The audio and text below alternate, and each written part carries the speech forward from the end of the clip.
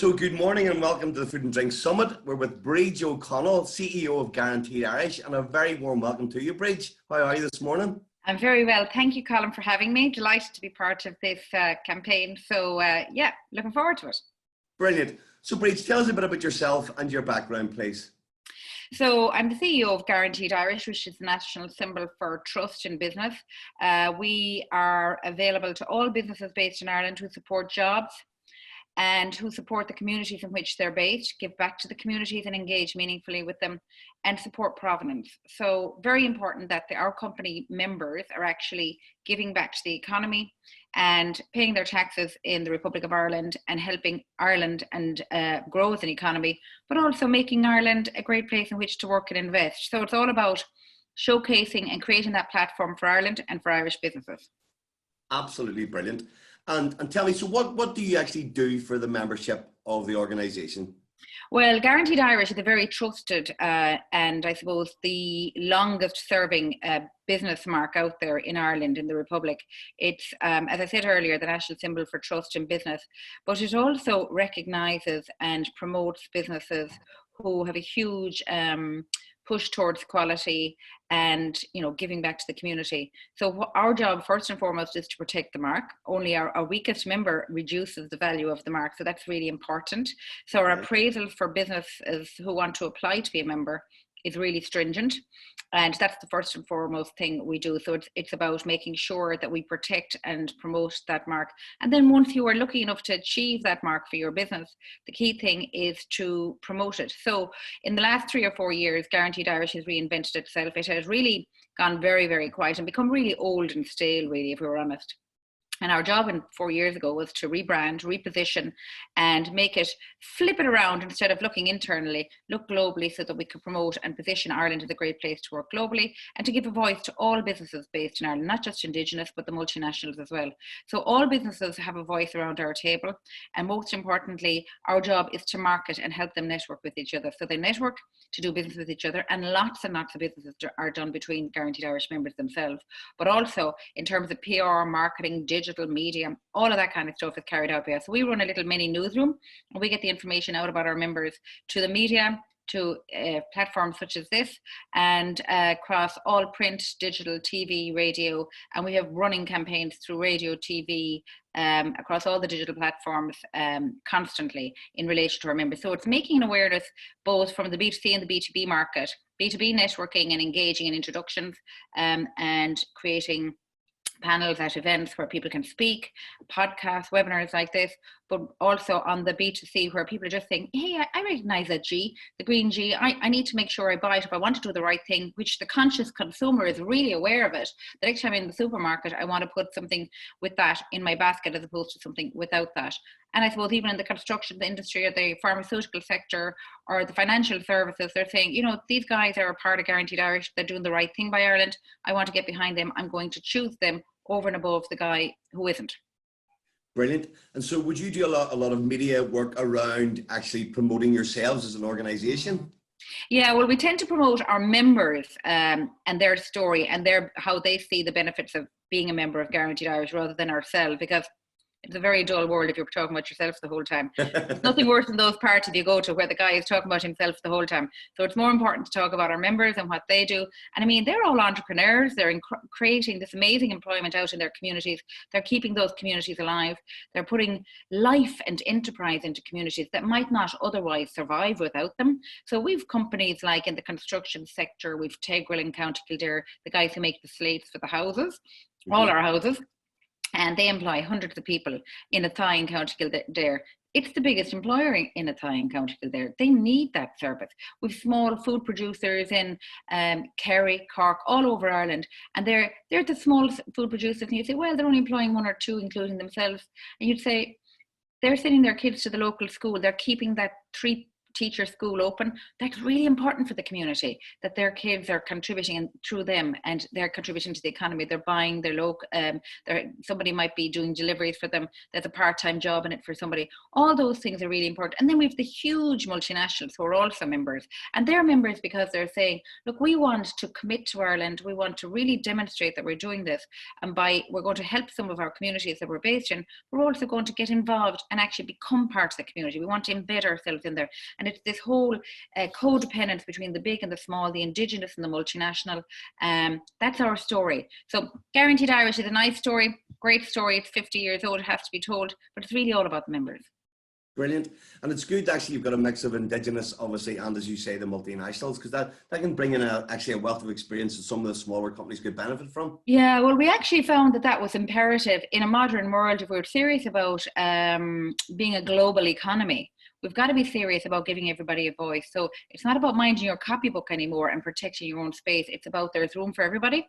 So it's really important, I suppose, within our economy that we have room for all nationalities. And I suppose that's as part of our new brand and our new positioning, we have really decided that diversification and integration is really important, and there's a space and a voice for everybody.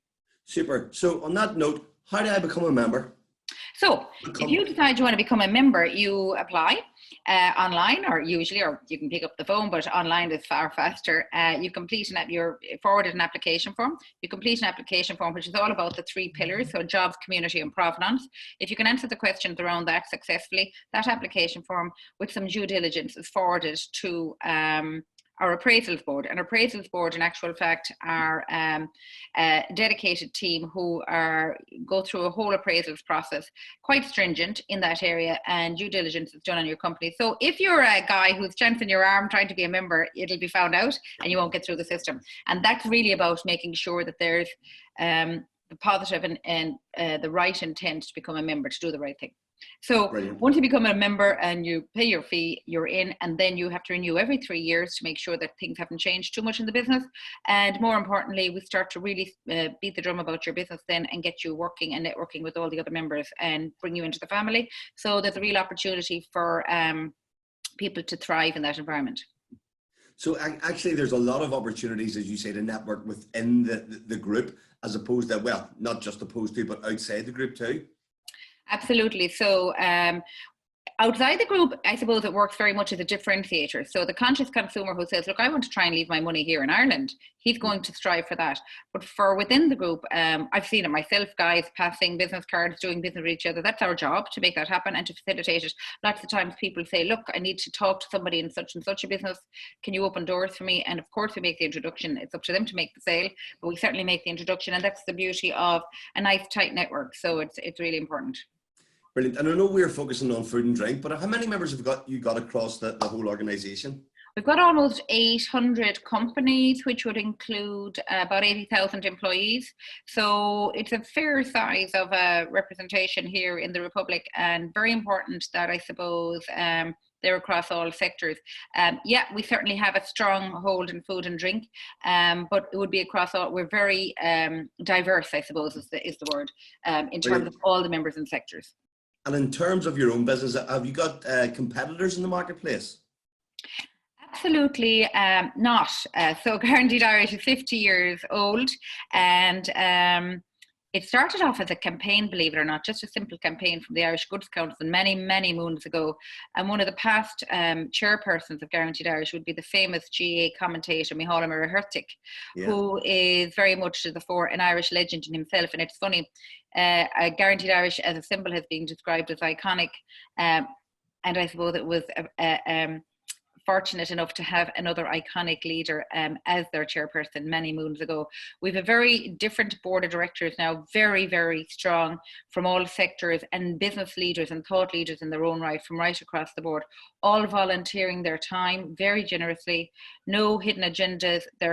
They were handpicked for the reason that they wanted to do the right thing by Ireland, and I would see them still as characters of that integrity. And that is, I suppose, they are actually part of the brand in itself. So and again, the staff, very small number of staff, are all really about integrity and delivering within the new space, that authentic feeling that people want when they're spending their hard-earned cash on products or services. Yeah, it sounds as if it's really like a vocation rather than a job, Bridge. There's definitely an element of a vocation in it. There's no question about it. But it'd be no fun if we weren't being paid. So let's not be coy about that. Everybody has to get paid too.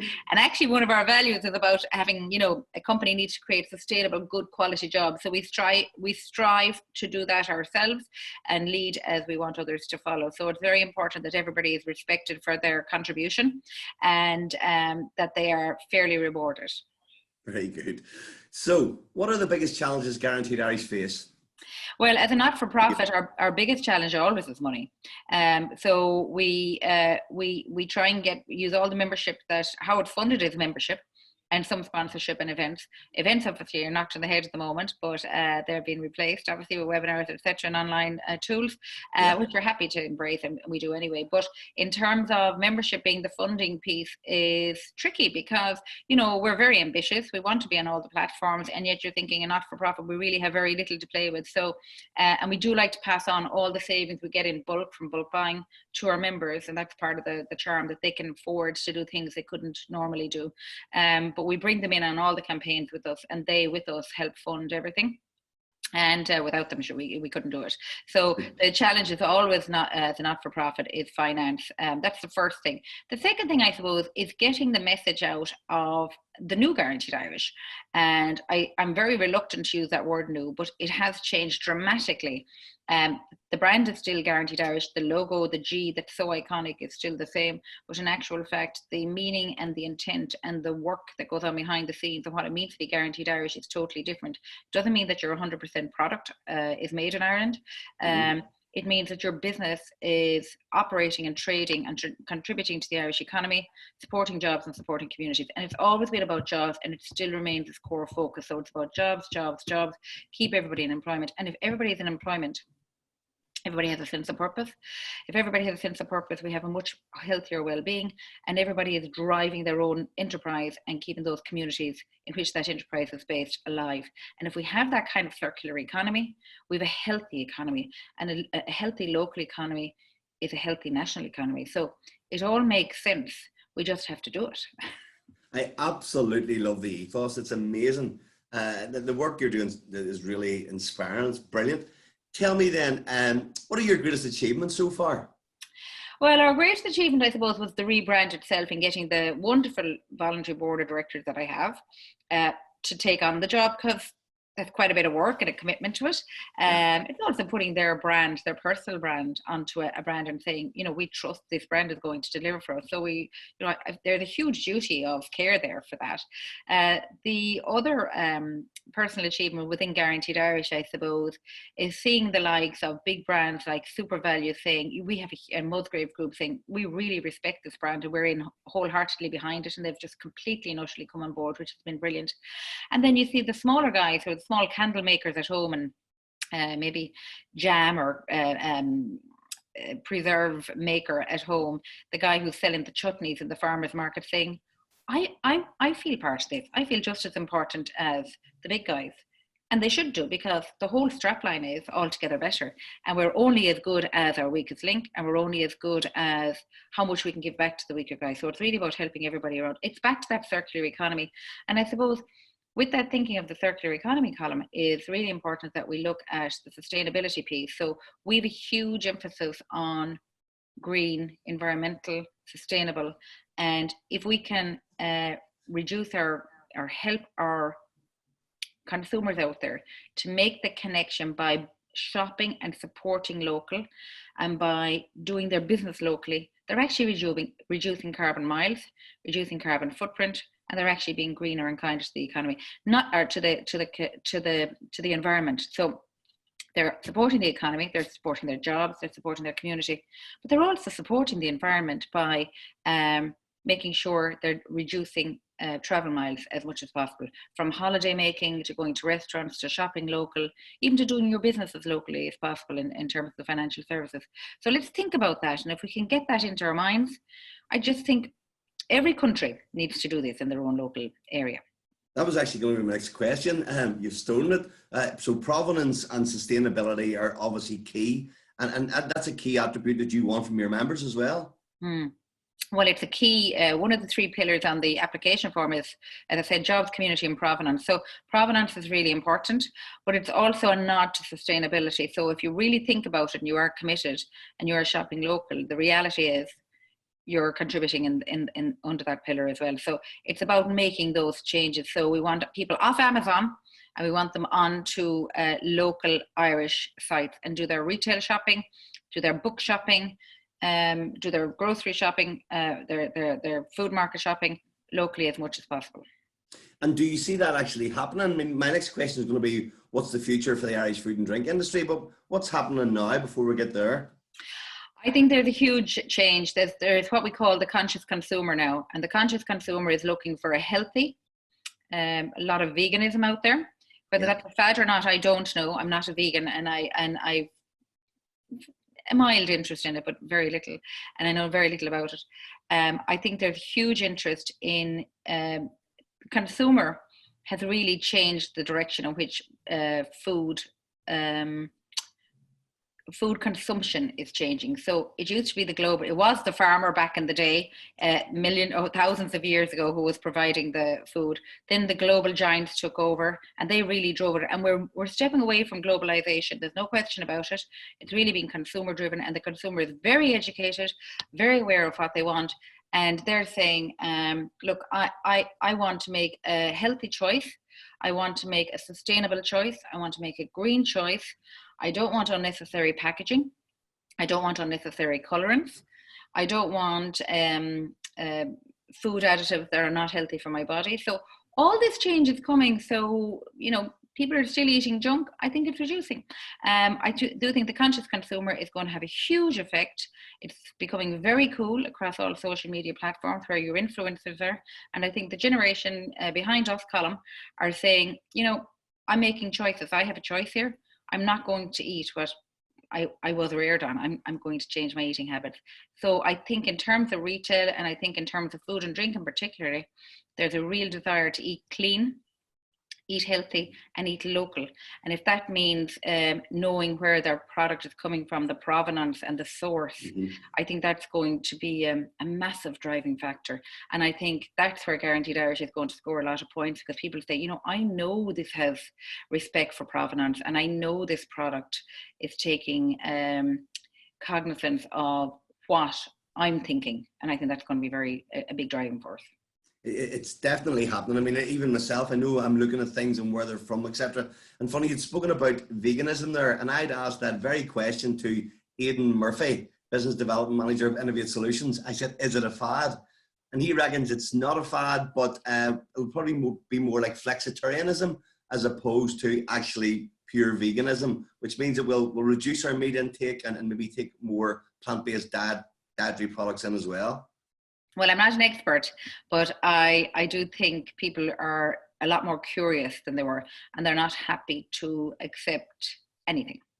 Yeah, inquisitive. So what is the future then? What's the future for the Irish food and drink industry?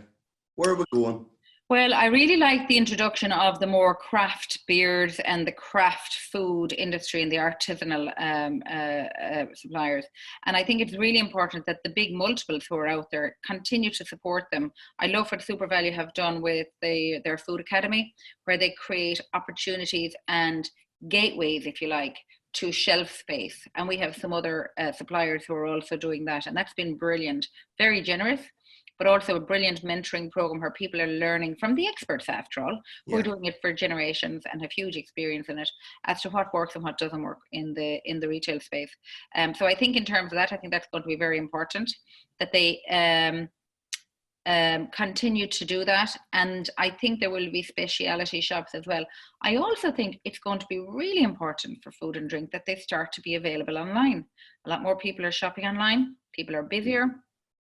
People are more nervous now with various different, I suppose, viruses and issues that are out there in the world at large. So online shopping for food and drink is going to be really important. So a lot of it is going to be about that personal relationship and that online service and that after service. And there are, fast and flexible ways of reaching the consumer and getting the product to them. And if they're going to be doing that kind of service, and it's going to be local, there's no question about that. It has to be local.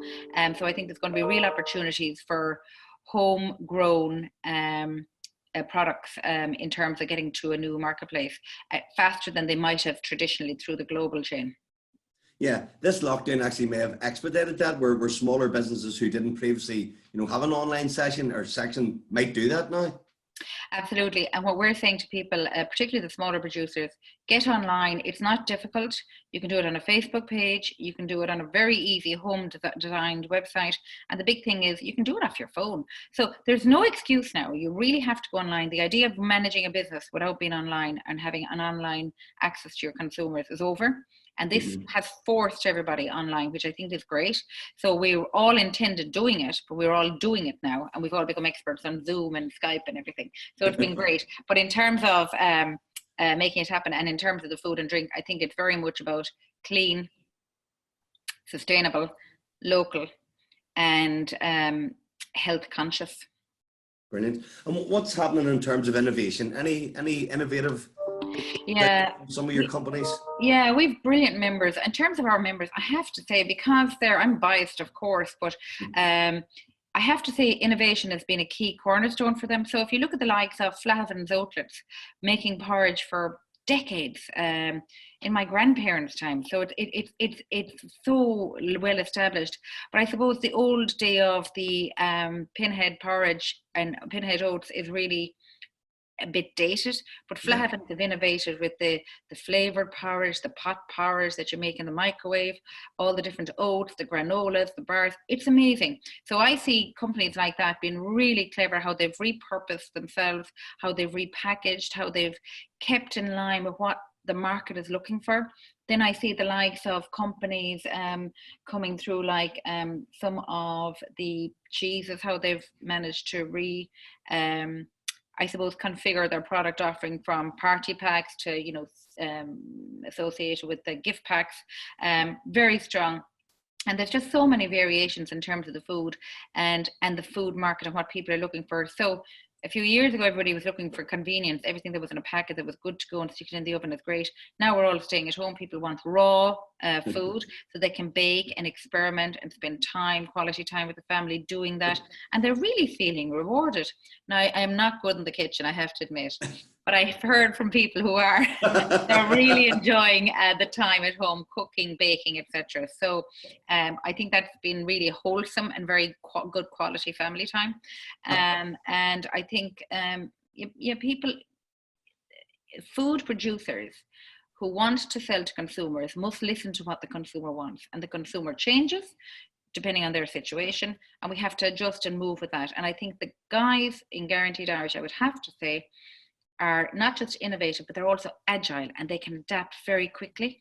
And that is the secret to success. If you keep doing what you've always done, you'll never get any different results. You should keep getting the same results. It's only if you change and tweak and become agile that you're going to see changes. And not all of those changes will work. That's fine. If you're agile and adaptable, tweak in the different direction, and you'll hit goal eventually. But it's always about being clever enough to know when you're successful, and clever enough to know when you've hit the ball and go in a different direction. Okay. And so lastly, Brid, any hints and tips for potential members, or indeed your existing members? Well, I think the most important thing is that your value system is the same, is aligned with our own. So it's about jobs, community and provenance, obviously, but it's also about doing the right thing by your local community and by Ireland. So if you truly believe that you're striving in that direction, there's no question about you becoming a member. If you do become a member, my advice to anybody who asks or inquires about becoming a member, my first thing is to say, unless you're prepared to put the time in to make use of your membership, don't join. Membership of any organization, and particularly ours, is all about engagement. So you'll get out of any membership what you put in. If you're turning up at meetings, if you're listening to your webinars, if you're doing your podcast, if you're using the symbol is the key thing to get noticed. People right now we've just got some research back, Colin, 92% of the economy feel they're helping if they're buying Guaranteed Irish product. 92%, Brilliant. that's nearly 100% of the people. Number two, 63% in the food sector are saying we really are seeking out to buy Irish at the moment, particularly at the moment. There's a real desire to support and give back because people are feeling hemmed in, and they're also feeling, what can I do? Here's something I can give back. That's nearly 2/3 of the population.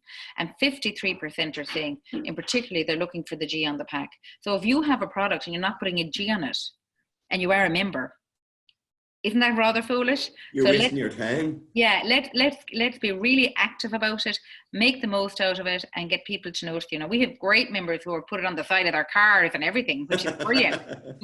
we want it on TV, radio, as part of your ad, as part of your, and that's what the brand is there for. And there's an entire digital wallet with point of sale material and graphic. We have our own internal graphics design team. We've actually produced all this for our members. So all they have to do is add it to their comms, all their point of sale material, all their fleets or their packaging, whatever.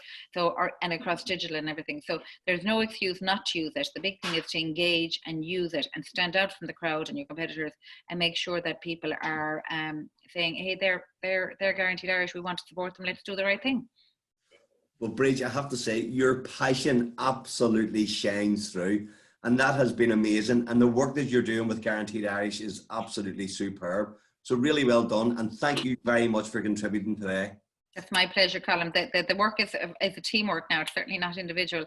But thank you for that. And we'll keep the flag flying. And thanks for giving us the opportunity to share the story, and looking forward to hearing from anybody who wants to join Guaranteed Irish. It's on guaranteedirish.ie, Colin. I forgot to say that. I was just about to say, where can we find you? Guaranteedirish.ie, and on every platform out there. So feel free to engage, and we'd love to hear from you.